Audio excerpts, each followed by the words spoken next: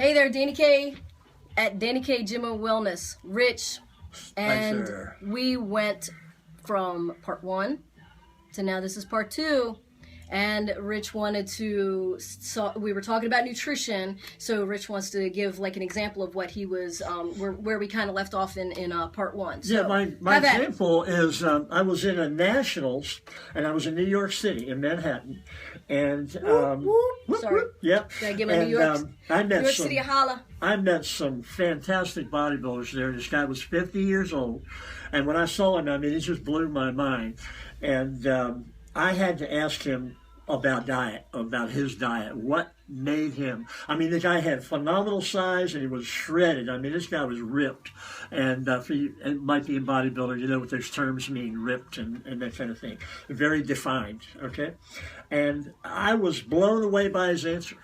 He said, Rich, I eat anything I want, anytime I want. He was the guy that blew all this stuff out of the water for me. I was like, you're kidding me. He said, that's just my metabolism. He said, I don't recommend it for anybody else, right, but I know what works for me. And that's right, what this is all about. We're finding out what works for you. For that guy, he was very, very fortunate. Right. And very few people, if any others than him, right, right, can do that and be able to compete in bodybuilding. It's unbelievable. I mean, he had the thinnest skin I've ever seen. Right. It just laid right on the muscle. There was like nothing in between. Well, and you say that, like everybody says, oh, well, when do I get my cheat day? Because, you know, you keep up with me on Facebook. I have a cheat day. I might eat 5,000-6,000 calories in one day. Yeah. But again, it's not for everybody. Not everybody can do a cheat day. My metabolism is up. You know, I've done this for 23 years. My body is a furnace, so it kicks in. So when I do meal plans for people, definitely, you know, kind of set a goal either once a month, you know, do like a cheat meal or a cheat dessert or something like that, or, you know, hit a goal like every 10 pounds, you know what I mean? Like, so you're not doing it every single week, you know, because like I can do that because I'm there. I've built my body to where it is, you know, and, you know, like even, did a couple of those women conferences where I met Jillian Michaels, and she, you know, people would ask about cheat days and stuff like that. And she absolutely hates cheat days. Yeah. She does 80-20. So every day of her meal plan is 80% good, 20% bad. And her 20% bad is not bad. It's organic bad. Organic chocolate? Screw that crap. No, sometimes. But, you know, so that's what she does. And like, so she picks 20% of her calories, and she, you know, maybe has an alcoholic beverage or, you know, something like that gets whatever 20% of her calories is. Right. Me, I eat strict, you know, 1,400, 1,500 calories every single day. Saturday, I just go hog wild. Right. So somebody said about, you know, a cheat day. Well, Dani does a cheat day, and she's like, well, it obviously works for her, but it's not going to work for everybody. Yeah, not everybody's the same. People don't understand. They want to do what you're doing. Yeah, they want to do what you're doing. Look at you. I want to do what you're doing. And you can't do it. You have to figure out, take some bits and pieces there, take some bits and pieces. And even with working out, with nutrition, you still have to figure out what works for you. Right. So I'm going to, you know, if I want, you've got great biceps, so I'm going to ask you about biceps. Right. So I'm going to try that. And then if that doesn't work, then I'm going to go over to Billy Bob and ask him about his biceps. Yeah. You know what I mean? Or Mary Sue or whatever. But I can't ask you and Billy Bob and Mary Sue because this information is going to go like that. Yeah, it will. And then I'm going to be like, what? Totally confused. Yeah, so I'm going to do what his workout is, what her workout is, and I'm going to be in the gym for 3 hours, number one. And number two, it's going to contradict itself, just like he said with the books. But the thing that's very important here that I want to mention is the whole thing about diet and exercise. It has to become, it means you have to allow it to become a lifestyle change. That means it's a lifestyle. You don't have anything else on your mind. This is what I do from the time I get up. This is what I do to the time I go to sleep every day. It's a lifestyle change. And I'm not saying you eat the same things all the time, but it's a lifestyle change where you have to train. This is a cliche that I use for the people that I used to train. Train your brain first.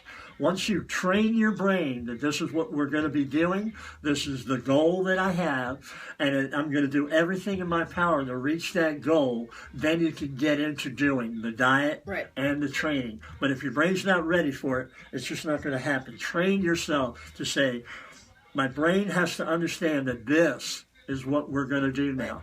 And well, everything starts up here. And the want. Whatever want, it has to be stronger. So do you want the pizza and the junk, or do you want the healthy body? Yeah. So your want, the want of whatever it is has to be. It's funny you use that word want, because here was my want. I wanted to make really good progress in bodybuilding. So here's what I did. I learned this from reading a book from another bodybuilder years ago. He took a picture of a bodybuilder that he wanted a body like that guy, okay? Then he took a picture of himself, and I did this. I cut the head, the face, out of the picture of the guy I wanted to look like. I put it on my body, and I stuck it on my sun visor. Visualizing the dream. Every day I saw it. Every day I saw it. That's it. And I could see it in my dream, and I worked for that goal. Exactly. And that's what I tell people. Whatever your want is, you want to lose weight. You want to be around for your kid's graduation, for your kid's wedding, right? For whatever it is. You want the bathing suit. You want the weight loss for the vacation. Whatever it is, either write it down and take a snapshot of it and make it a screensaver on their phone, right? Or if it's a good picture, like that kind of thing. Take the body, put your face on it, put it on your refrigerator, or take a horrid picture of something that you're like, oh no, you don't want it, and put that on your refrigerator. Absolutely. Something that's going to actually make you make the right decision and choices, either to work, not either, but both, to work out and the nutrition. And you can have a want picture and a don't want picture. Put them both on the refrigerator. Yep. I don't want to look like that. Right. I do want to look like that. And that picture. I don't want to look like that. Put so a picture I'm not of Danny's abs up there. That'd be great. I'm going to touch on one other subject very quickly. Steroids. Oh. Okay. I've been told I use steroids. Can you believe that? What? 12.5-inch peon things. And they think I use steroids, right? There's no way. And you're smarter than that. Right. I just want to encourage everybody out there that you don't ever want to mess with that stuff. Now, I'm going to tell you a story, two stories very quickly. One guy lived 5 minutes from my house in Fayetteville, North Carolina. His name was Noah Streeter. You can find him on YouTube. He was 5th in the world in Mr. World in 2005. He's a giant of a man. I stood next to him. I have some pictures with him, and he's about 6'5", and he was well over 300 pounds when he competed. Wow. That means ripped. Yeah. And I saw his trophies. I spent time with him. He owns a little nutritional store there in Fayetteville, right outside Fort Bragg Army Base. And I have spent a couple of hours talking with him, just in general. And a really nice guy. And obviously, he'd be the first guy to tell you, yeah, man, I was on steroids big time, or I couldn't compete at that level. And that's the way they all think. I can't compete at that level unless I'm doing this, because they're all doing it. And if I want to be at that level, I got to do it too. You got to do what everybody else is doing. Okay? And this is a choice you make when you're doing bodybuilding. If you're interested in bodybuilding, now I'm making progress, but I really want to get big, man. Right. So do I do that, or do I do this? And the choice is yours. But all this stuff is really not about bodybuilding, because it comes and it goes. You have your day, and then it's over. Yeah. And what it's really about is longevity and health. That's what it's really about. And steroids, you're not going to have longevity and health. Not at all. And years ago, when I got into bodybuilding, I was a young boy at 11 years old. I started working out, not knowing that I would be a bodybuilder, but I always wanted to be. And I was reading all these things. And back in the day when, I don't know if they're still there, Bob Huffman's place in York, Pennsylvania. Oh, I don't know. They used to make protein powder and stuff like that. And in all the books and all the articles, it was always about health. Mm-hmm.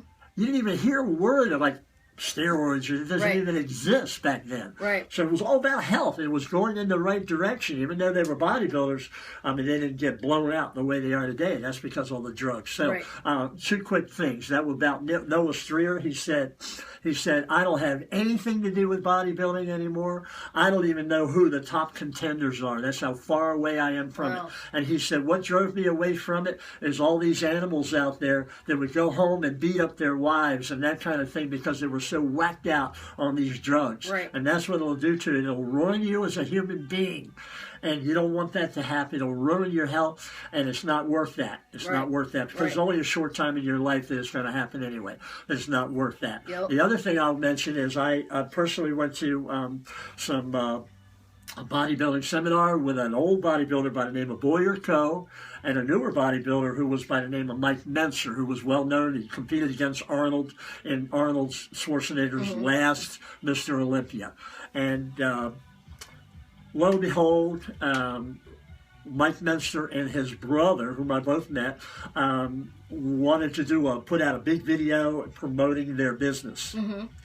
And they went and did some serious anabolic steroids prior to doing this.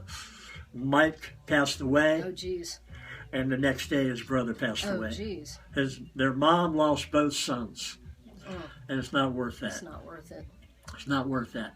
So keep all that in mind. Amen. Stay away from drugs. So that, I think we have a couple other things to touch on, right? Do. So guess what? We're going to do back. 3. We coming back. Peace out.